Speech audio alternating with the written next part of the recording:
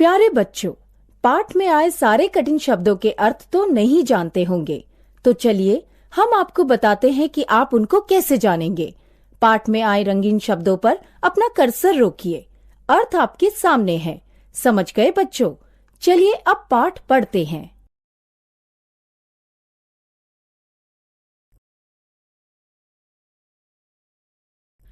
खुल गई गांठ। प्रस्तावना। जीवन में हर काम ठीक से करने के लिए हमें हर बात की जानकारी चाहिए। अगर हम सतर्क न रहें तो दूसरे उस बात का फायदा उठा सकते हैं। हमारी सरकार हमें बहुत से अधिकार देती है जिससे कोई हमारे अज्ञान का अनुचित लाभ न उठाए। कोई हमें धोखा दे तो हम उसकी शिकायत पुलिस से करते हैं क्योंकि हमें मालूम है कि वह किस प्रकार का गलत काम कर रहा है। अगर हमें लगे कि कोई आदमी गलत काम कर रहा है लेकिन हम इसके बारे में आश्वस्त नहीं हैं, तो हमें यह बात तब तक नहीं कहनी चाहिए जब तक हमारे पास पक्की जानकारी नहीं हो, अन्यथा वह व्यक्ति हमारा दुश्मन बन जाएगा। सवाल यह है कि ऐसी स्थिति में हम सच्चाई का पता कैसे लगाएं? हमारी सरकार कहती है कि ऐसी जानकारी पाने का भी हमारा अधिकार है।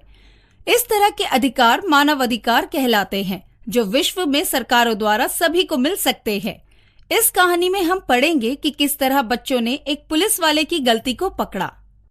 अनवर ने देखा कि उसका लगाया नीम का पौधा उसके कद से सिर्फ 4 अंगुल भर ही छोटा है। राकेश, रवि, रिंकी, जोसेफ, पलटू और शामू के पौधे भी उतने ही बड़े हो गए हैं। कल ही तो उन सबके विद्यालयों के परीक्षा परिणाम घोषित हुए हैं। सभी पास होकर नई नई कक्षाओं में जा चुके हैं। लेकिन आज का रिजल्ट और चौंकाने वाला होगा क्योंकि जिस बच्चे का पौधा सबसे अच्छा और बड़ा होगा उस बच्चे को बघेल अंकल पुरस्कार देंगे। बघेल अंकल हर साल हर कॉलोनी के बच्चों को इस तरह के कार्यों के लिए पुरस्कार देते हैं। वे कहते हैं कि जो बच्चा पढ़ाई के साथ साथ ऐसा समाज सेवा का काम करता है वह आगे चलकर बहुत नेक इंसान बनता है। शहर की हर कॉलोनी के बच्चों को वे ऐसे ही प्रेरणा देते हैं और आज शहर का हर बच्चा और उनके माँ बाप उन्हें जानते हैं। वे पर्यावरण के सांता क्लॉज माने जाते हैं। अनवर सोचने लगा कि इस नई कॉलोनी में उसे आए अभी तो 2 ही वर्ष हुए हैं। कॉलोनी में अभी पूरी बसावट ही कहाँ हुई है।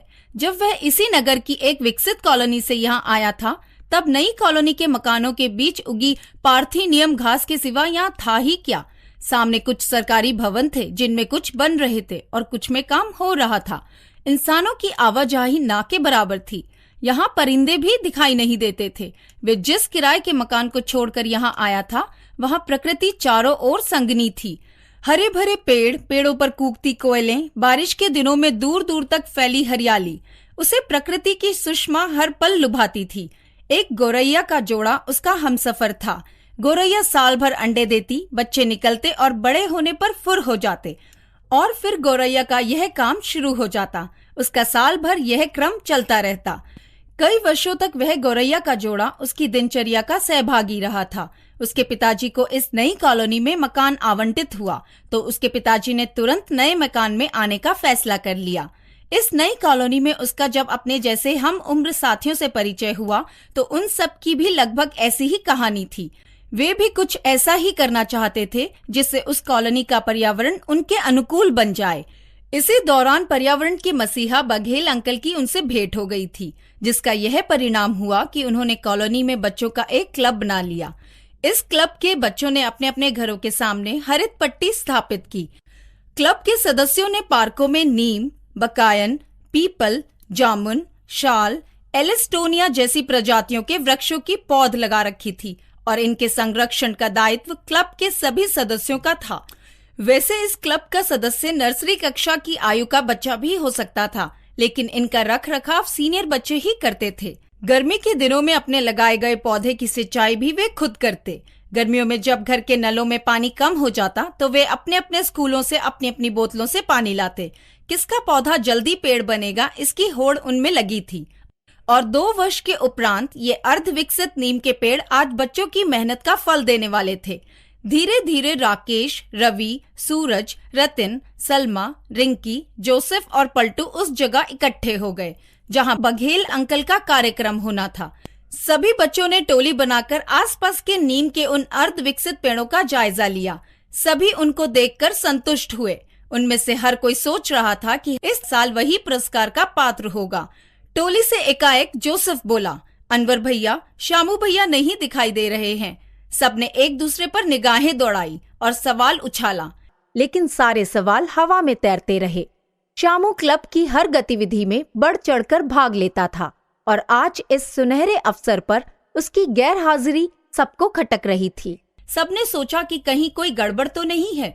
सबने एक स्वर में कहा, चलो देखते हैं, और पूरी टोली शामू की घर की तरफ हो ली।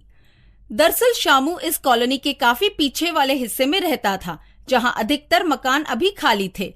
आवास प्राधिकरण द्वारा आवंटित आवंटियों के अलावा लोगों का उन खाली मकानों पर कब्जा था और उन मकानों का शोषण ये अनाधिकृत घुसपैठिए इस तरह कर लेना चाहते थे कि मकानों की ईंट और गारे तक को नहीं छोड़ना चाहते थे।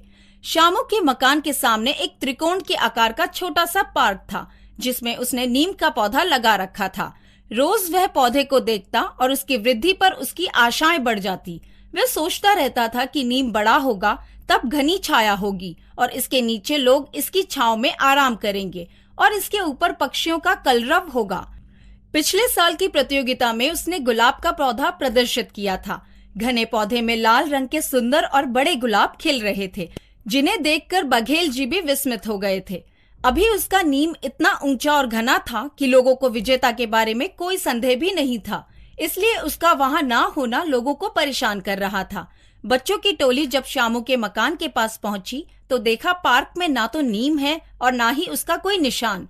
हाँ, वहाँ एक भैंस जरूर बंधी है और सामने एक मकान पर पुलिस वाले का बोर्ड लगा है। बच्चों को समझते देर न लगी कि यह कारस्तानी उस पुलिस वाले की है जिसने मकान पर बोर्ड लगा रखा है। उन्होंने शामू को आवाज दी। शामू की माँ ने दरवाजा खोला। सलमा बोली, आंटी शामू कहाँ है? हतप्रभ से शामू की मम्मी को कोई जवाब नहीं सूझ रहा था। अनवर बोला, आंटी हमें सब मालूम हो गया है, कृपया शामू को भेज दें, हम सब उसके साथ हैं। शामू की आंखें रो रो कर लाल हो गई थी। शामू के पिता चुंगी में क्लर्क थे और बड़ी मेहनत तथा पेट काट काट कर कुछ पैसों की बचत करके प्राधिकरण से यह ठिकाना खरीदा था। उनकी हालत यह नहीं थी कि वह किसी से भी झगड़ा मोल लेते। शामू को बच्चों ने आश्वस्त किया और उसे अपने साथ ले गए। बच्चों ने समझ लिया कि भैंस के लिए स्थायी जगह बनाने के लिए शामू के नीम के पौधे को उसी पुलिस वाले ने काटा है जिसने उस खाली मकान में प्रवेश किया है और फिलहाल पार्क में अपनी भैंस बांध रखी है। बच्चों ने सोचा कि अगर पेड़ काटने का आरोप पुलिस वाले पर लगाते हैं तो पुलिस वाले उसकी शिकायत शायद ना सुने। वे अपने विभाग के आदमी की तरफदारी भी तो कर सकते हैं, दूसरे उनके माँ बाप को भी परेशान कर सकते हैं। एकाएक रवि कुछ सोचते हुए बोला, क्यों ना हम बघेल अंकल के आने से पहले दिनेश भैया की राय ले लें। बच्चों की टोली दिनेश भैया की घर की तरफ मुड़ गई।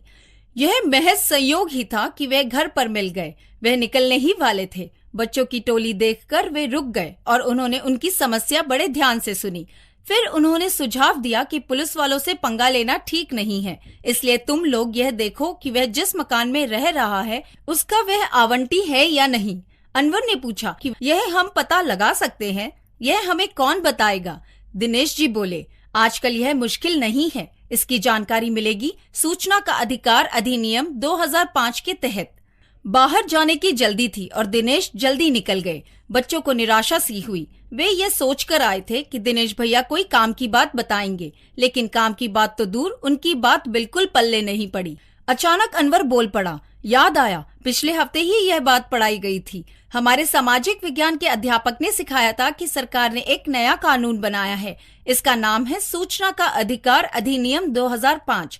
हम बघेल अंकल की सहायता से यह सूचना प्राप्त कर सकते हैं। बघेल अंकल आए और वे भी इस घटना से बहुत आहत हुए। बच्चों की भावी योजना सुनकर वे बहुत खुश हुए। क्लब की पुरस्कार योजना उन्होंने इस घटना के कारण स्थगित कर दी। उन्होंने सूचना मंगाने में बच्चों की सहायता की और सूचना के लिए आवेदन कराया। कुछ ही दिनों बाद सूचना का अधिकार अधिनियम के तहत मांगी गई अपेक्षित सूचना बच्चा क्लब को प्राप्त हो गई। इसमें लिखा था कि जिस मकान पर पुलिस वाले का बोर्ड लगा हुआ था वह किसी को आवंटित नहीं किया गया है। बच्चों के क्लब ने बड़ों की सहायता से आवास प्राधिकरण पर जोर डाला। समाचार पत्र वालों ने भी इस मामले को तूल दिया और बच्चों की बड़ी प्रशंसा की। शहर के नेताओं ने भी उस पुलिस वाले के खिलाफ आवाज उठाई। यह मामला न्यायकरण के पास गया। उसने मकान पर कब्जा करने वाले पुलिस वाले को दोषी पाया। न्यायकरण ने उस पुलिस वाले से न केवल मकान खाली करा लिया, बल्कि उससे काटी गई एक नीम की पौध के स्थान पर सभी पार्कों में कई नीम की पौधे लगाने का दंड दिया और भविष्य में कभी भी हरा पौधा या हरा पेड़ ना काटने का लिखित आश्वासन भी ले लिया। इस वर्ष का पर्यावरण संरक्षण पुरस्कार भी श्यामू को ही मिला, उसके कटे छोटे नीम के पेड़ पर नहीं, बल्कि शहर में कई जगह पौधे लगवाने पर।